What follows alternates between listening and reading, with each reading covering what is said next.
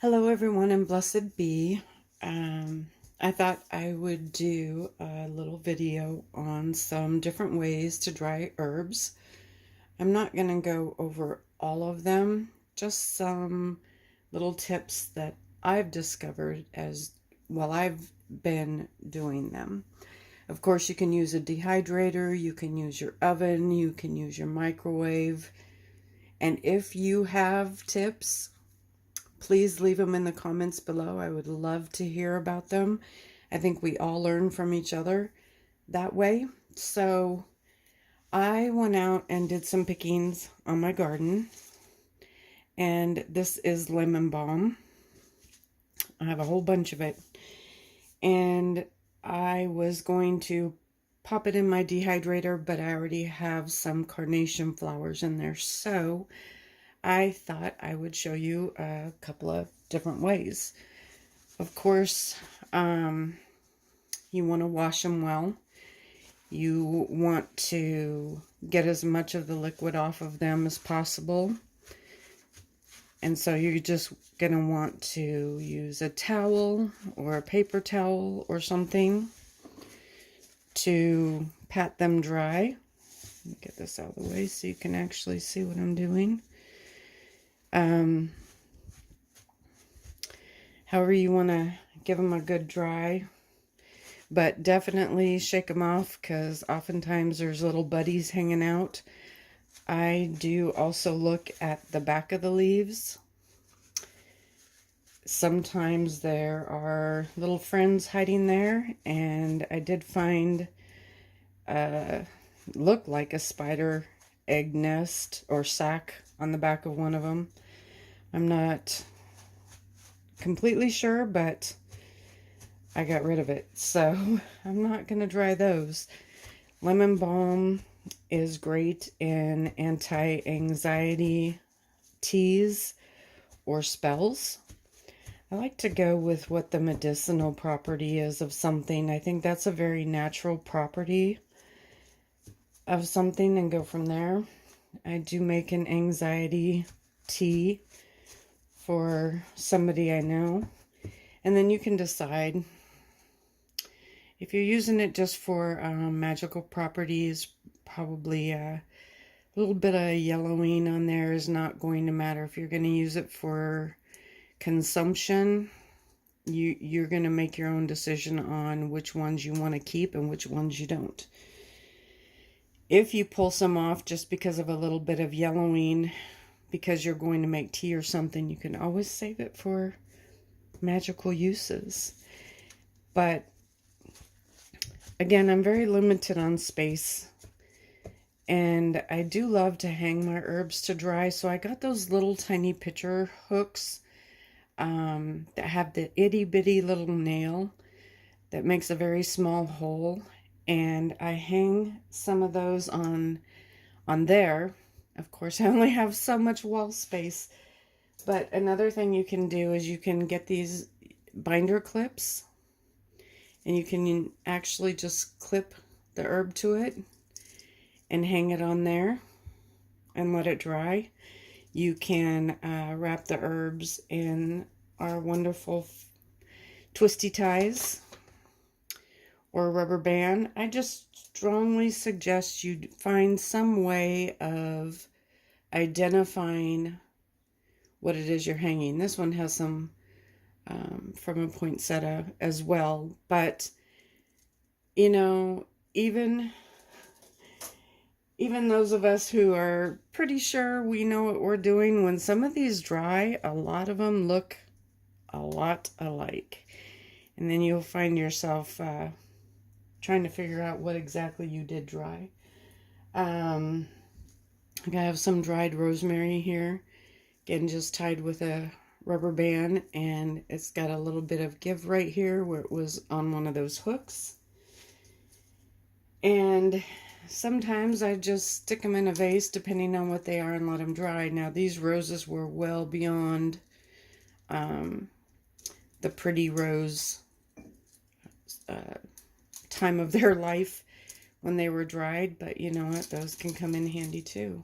There's some lavender, and this can also work really well for things like lavender or lemon thyme, where you have to hang them in a situation where people or animals are around, because, you know, I love to freshen my rug, but not at the loss of a whole bunch of herbs. And if they get bumped into, lavender, lemon thyme, things like that are very notorious for kind of falling apart all over the place.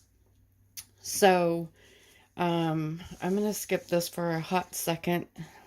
I'm going to use it as an example though, because I don't have any lavender right now, and I only got a little bit of lemon thyme because I already harvested a whole bunch. But let me back this up. Paper bags can be a great help with this, hanging them or not. You can actually put the herb in the bag. Let's say it's a huge bunch or even several bunches.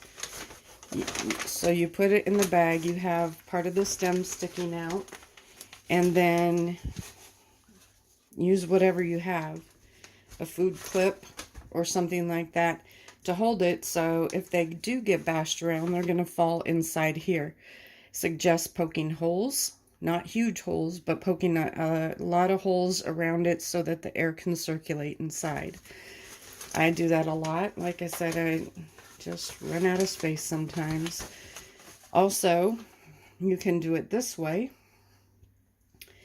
and I've done this several times. It's a little bit wonky, but you know what? I tried it to see if it would work, and it actually worked really well. So you poke holes, 6 or more, whatever, and then you're going to take your herb, and you're going to go inside the bag, and you're going to push the herb stems up through here. Okay, now you're going to use something to hold it there. You can use a food clip. Okay. You can use a twisty tie and wrap it around. Just something to make sure it doesn't fall back through the hole. If you have rubber bands that are going to be big enough to stop it again from going through the hole, you do it like that. That one's going to fall through. So I'm going to put a twisty tie on it. Again, that's why you don't want to make the holes huge. But then you can do as many as you want depending on how big the herb is in there. And then again, poke holes. You can poke holes before, during, after, doesn't really matter. And then you can even cinch up the end just so none fall out. And then set it somewhere. It does have to have a spot to sit somewhere, and just check it now and then. Again, that's why you want a lot of holes in there so it can actually dry. I've dried herbs like this. Again, I wanted to see if it would work, and it actually worked amazing. And I was pretty impressed. I did have to find a place where a bag could sit on its side, but I was able to get several. Again, I only have so much wall space where I can hang it. I do use the dehydrator sometimes, but sometimes I just like going a little bit more natural. So on the wall too, you don't want to get a huge amount of them. You want to have some airspace going in there. I only do about this much at a time. Some people do more, some people do less. I'm not here to argue about that. I'm just telling you some things I do. And again, you can use a rubber band and leave the hook, or you can do a twisty tie and then make a loop or hook it around something. So there's a little hole right there that you can hold it up on something. Then you can make some kind of label to let you know what it is. This, of course, is not wormwood. These will fall off So just fair warning, I've had that happen and come back and went, oh great.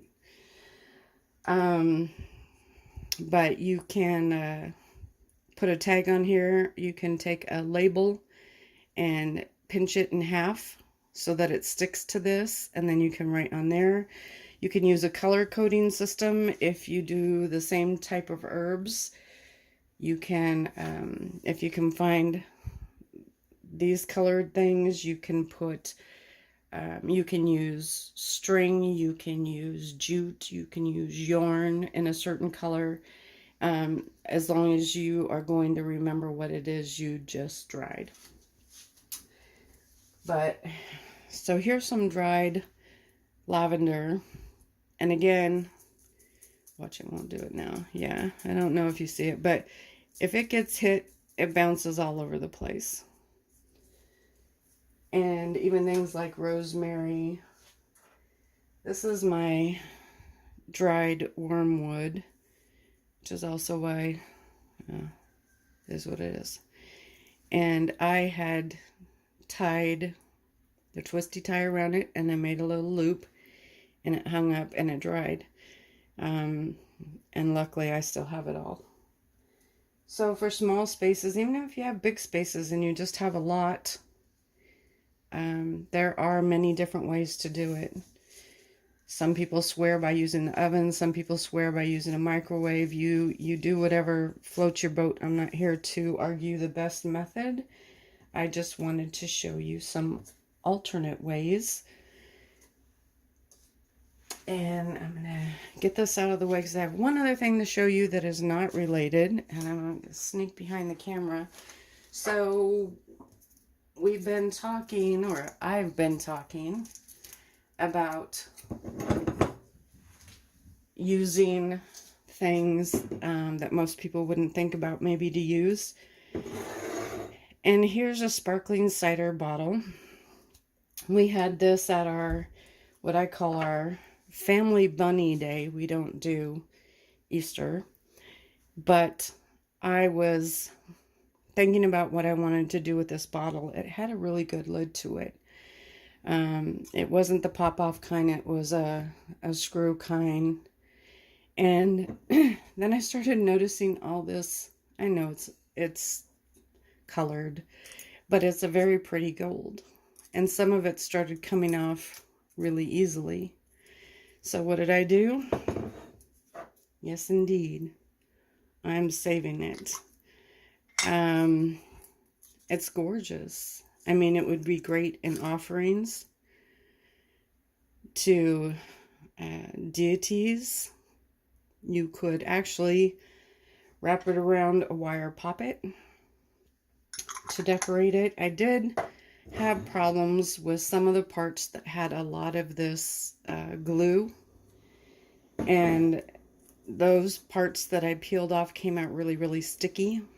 And so I tried to take some rubbing alcohol with a Q-tip and try to get the sticky off, but it did discolor it, if you can see that. So that's your choice if you just want to take the pretty bits off. But it's just another example of MacGyvering it, you know. Look at things differently before you throw them away. You'll impress yourself. Once you get to the mindset of doing it, you will impress yourself.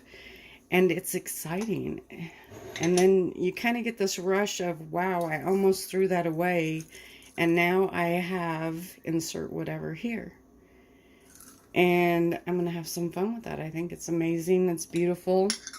Like I said, there's that little bit of rush where rather than throwing something in the garbage, I found another use to even another piece of it. I know some wine bottles have that.